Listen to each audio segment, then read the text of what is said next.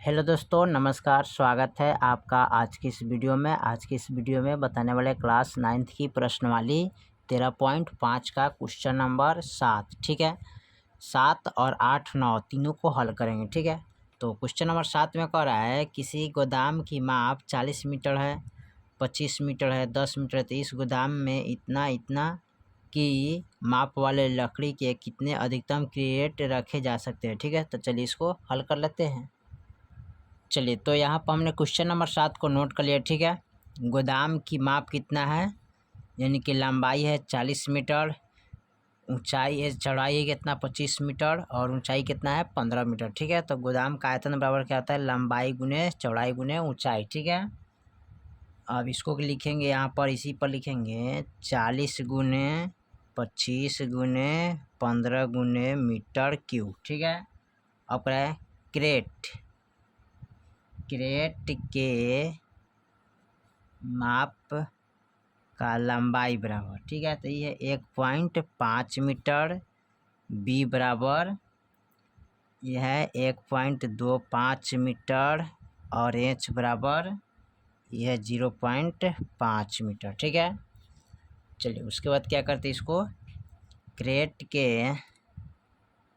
आयतन बराबर, तो ये होता है एल गुने बी गुने एच। ठीक है, तो यहाँ पर रखेंगे 1.25 मीटर गुने यहाँ पर रखेंगे गुने 1.5 मीटर गुने यहाँ पर रखेंगे 0.5। ठीक है, इस तीनों को गुना करना है। ठीक है, तो कैसे करेंगे, यहाँ पर लिख लेते हैं मीटर क्यूब। ठीक है, अब पर है लकड़ी के अधिकतम क्रेटे।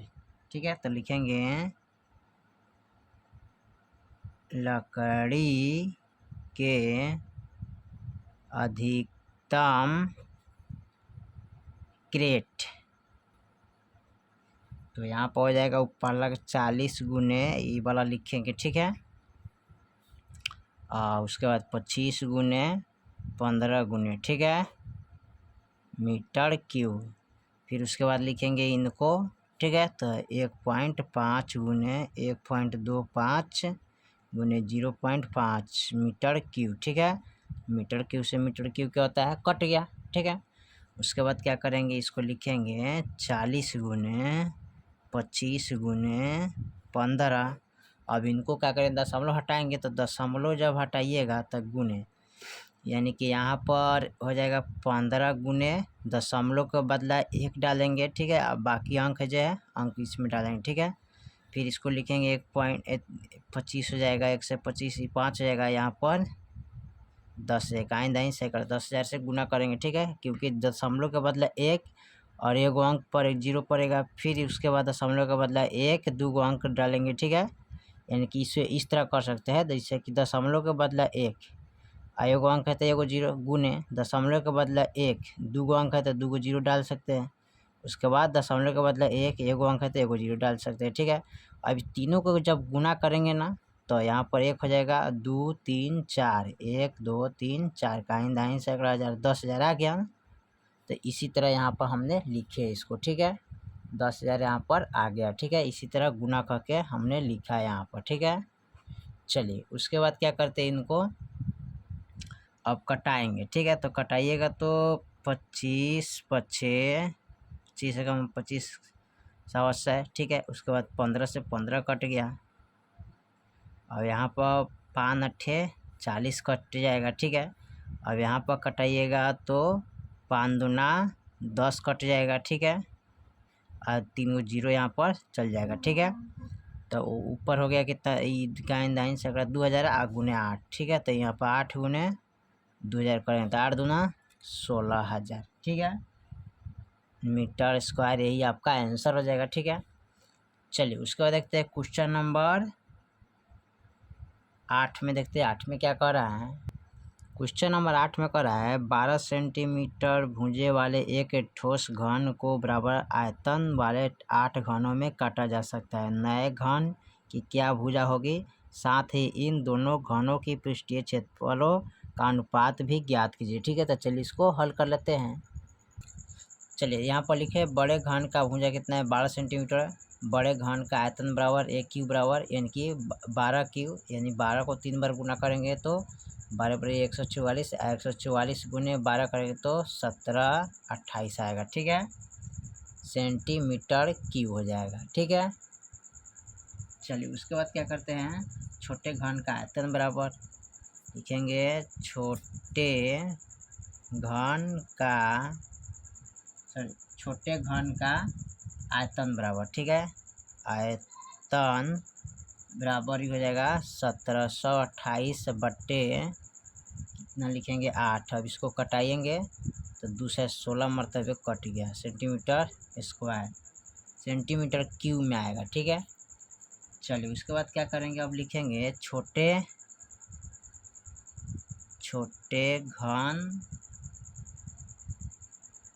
की छोटे घन की, ठीक है, इसमें लिखाएंगे क्या, छोटे घन की आयतन। तो कितना आ जाएगा यहाँ पर, एक क्यूब बराबर 216। अब यहाँ पर एक क्यूब बराबर 216 हो गया। यहाँ पर एक का स्क्वायर जब हटाइएगा तो यहाँ पर ये बराबर ई रूट अंडर 216 हो जाएगा। ठीक है, अब इसका जब गुणाखंड कीजिएगा तो 3 रूट अंडर 1 2 3। ठीक है, अब यहाँ पर क्या करेंगे, लिख लेंगे एक क्यूब बराबर, ये 3 गो का बदला एगो 6 लिखा जाता है। ठीक है, यहाँ पर लिख सकते हैं ए बराबर 6। ठीक है, सेंटीमीटर क्यूब। ठीक है, अब यहाँ पर क्या करना, अनुपात निकालना है इसका। तो अनुपात कैसे निकालेंगे, अनुपात बराबर, तो लिखेंगे बड़े घन का पृष्ठीय क्षेत्रफल, बड़े घन का पृष्ठीय क्षेत्रफल बटा छोटे घन का पृष्ठीय क्षेत्रफल। तो यहाँ पर लिख लेंगे इसको क्या, बराबर में, यानी कि दिया है 6a स्क्वायर बट्टे 6a स्क्वायर, यानी कि बड़े घन का छोटे घन का। ठीक है, तो 6 से 6 कट गया। ठीक है, अब यहाँ पर देखिए a स्क्वायर बराबर 12 और ये बराबर कितना है 6। ठीक है, यानी कि बड़ा घन का मान कितना है 12 और छोटे घन का मान कितना है 6। तो इसको लिख सकेंगे 12 गुने 12, इसको लिखेंगे 6 गुने 6। ठीक है, 6 दूना 12, 6 एकम 6, फिर 6 एकम 6, 6 दूना 12, अब 2 दूनी 4, एकम 1, अभी हो जाएगा 4 अनुपात 1। यही आपका आंसर हो जाएगा। ठीक है, चलिए उसके बाद देखते हैं क्वेश्चन नंबर 8 में क्या दिया है। चलिए उसके बाद देखते हैं क्वेश्चन नंबर 9 में कह रहा है 3 मीटर गहरी और 40 मीटर चौड़ी एक नदी है, तो 2 किलोमीटर प्रति घंटा की चाल से बहकर समुद्र में गिरती है, तो 1 मिनट में समुद्र में कितना पानी गिरेगा। ठीक है, तो चलिए इसको हल कर लेते हैं। लिखेंगे क्वेश्चन नंबर 8 है, यहाँ पर नोट कर ले, लिखेंगे नदी की गहराई कितना है h बराबर यानी कि 3 मीटर। ठीक है, नदी की चौड़ाई कितना है b बराबर यानी कि 40 मीटर। नदी की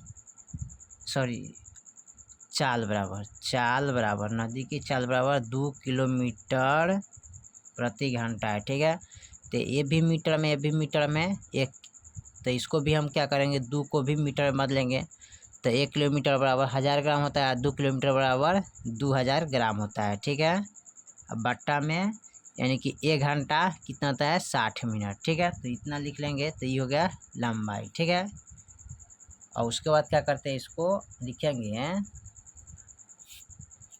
उसके बाद लिखेंगे यहाँ पर 1 मिनट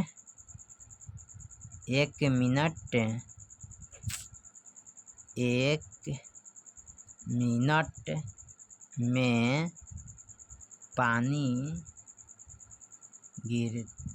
गिरेगा। ठीक है, गिरेगा, तो L गुने B गुने H। ठीक है, अब यहाँ पर लिख लेंगे 2000 बट्टा 60 गुने 40 गुने 3, 1 0 से 1 0 कट गया।